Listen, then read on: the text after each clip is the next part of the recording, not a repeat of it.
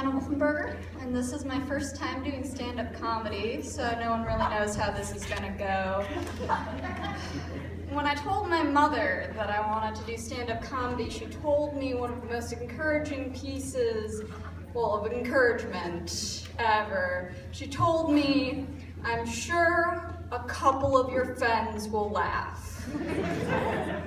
She didn't tell me she thought everyone would laugh, and she didn't tell me that she thought I was gonna do well. It's like, a couple of your friends are probably gonna take pity on you and laugh. So I appreciate that you're laughing.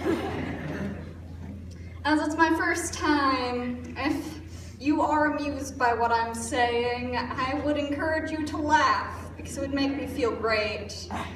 And if you are not amused by what I'm saying, I would also encourage you still to laugh, because it would still make me feel great. Stand-up comedy is kind of a difficult thing because I want to know what would make you guys laugh, which is hard for me because I don't always have the best in-sync capabilities with thinking what other people will think. For example, brief example, in Mr. Lagerman's philosophy of religion class, he presents to us this idea: if I asked you to make a parakeet in one night, would you be able to do it? Everybody else in the class is probably thinking a yes or no answer, possibly thinking this is the stupidest question I might have been asked so far in high school. What I am thinking is, I do not believe that would be an ethical undertaking to participate in. There's my example. I have a habit of making very short and not very funny things into extremely long stories, and when I reach the end point, everyone else is waiting for a bigger punchline. So if I start doing that, I'm sorry, but you're just gonna have to deal with it. Thinking differently than other people is interesting in that most people, I don't really know what they're gonna say or think except Lizzie Peterson, because we possibly share portions of the same brain, and also possibly Carly Hornberger, because we're the same people in math and science, but that's only academically. When someone comes to me with a problem, and I try to find a solution to said problem, I generally deal in facts, and I'm not so good with emotional problems. I had a friend come up to me once. She asked me, "Do you think these shorts make my thighs look fat?" And she's wearing short shorts. She's a solid built girl. She's not fat by any stretch of the imagination, but she's very solidly built. She probably has solid 30 pounds on me. She could take me in a wrestling match, no problem. She asked me, "Do these shorts make my thighs look fat?"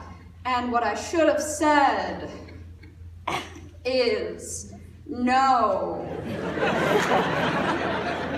But what I did say is I wouldn't worry about it. It looks fine. Just think you can wear them and no one cares. Just think if you wore those 80 years ago, they would have thought you were a prostitute. For some reason, she didn't appreciate that as much as I thought she should.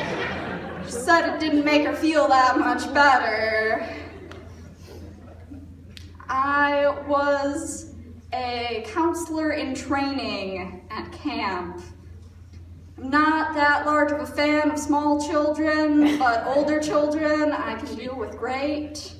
But still, in counselor of training, you have to simulate situations that might occur when you're a counselor. All of these situations are real situations, and it's an all-girls camp.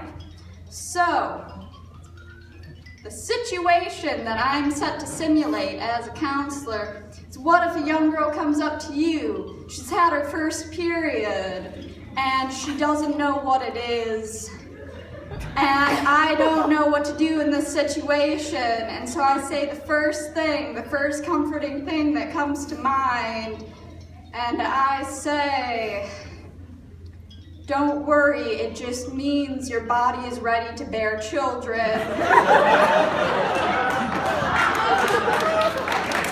The counselor did inform me that that was not the right route to approach the situation.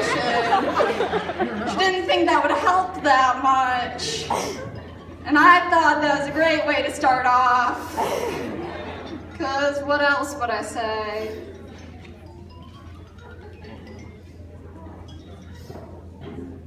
And I do believe that is my timer for 5 minutes. So I'm going to round it out with one last comment. And that is to say, this has been my first stand-up comedy. It's more people than a couple of my friends have laughed, which proves my mother wrong. And the second thing my mother told me was, well, she asked me, are you going to use me in any of your material? And I told her, no, I don't think so. So there you go.